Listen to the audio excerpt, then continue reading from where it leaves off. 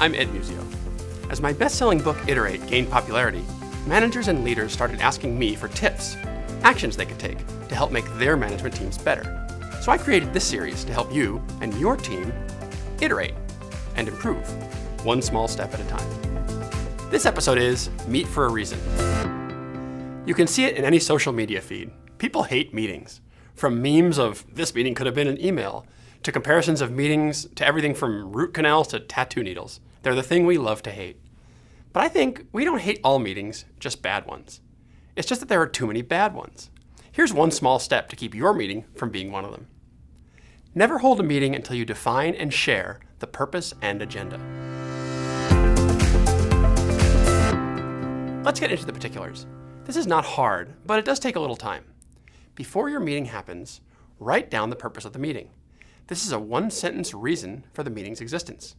Usually it's either something like, to make sure we deliver the XYZ agenda, that's for a regular staff meeting, or it's something like, to make a plan to solve the XYZ problem, that's for a task force. Next, write down the agenda. I'm talking details. For every minute, who will do what, for how long, and for what expected outcome. Make it clear why you're bothering to meet, one line at a time.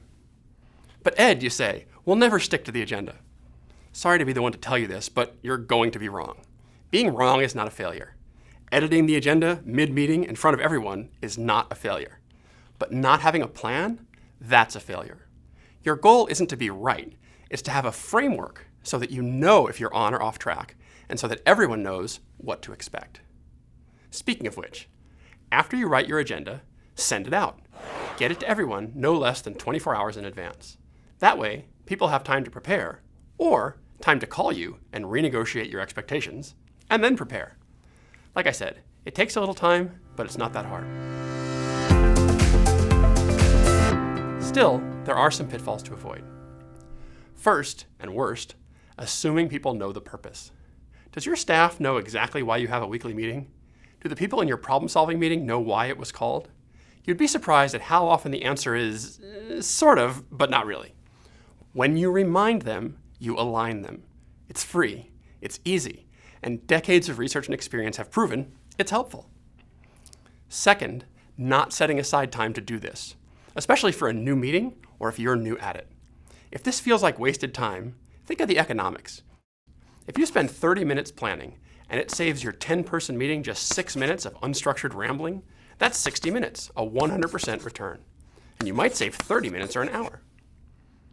Finally, pitfall 3, being vague. Your agenda is not a punch list of names or a brainstorm of one-word topics. It's a plan, which brings us to a little trick of mine. I call it the flat tire rule. When you sit down to write your agenda, imagine that on the day of your meeting, you get a flat tire in the desert with no cell signal. Your boss's boss, who controls your pay but doesn't know much about your work, ends up running your meeting for you using only the plan and agenda you wrote.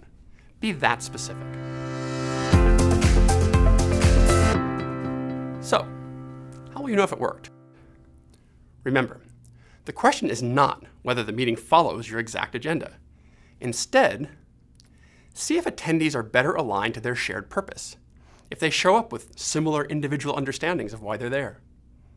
Notice whether team members are better prepared. Maybe you get more questions in advance. Maybe people seem less surprised about their role once the meeting starts. Or maybe the expected outcome of a given agenda item helps people limit themselves in what they share. Finally, watch for clearer, more transparent agenda trade-offs.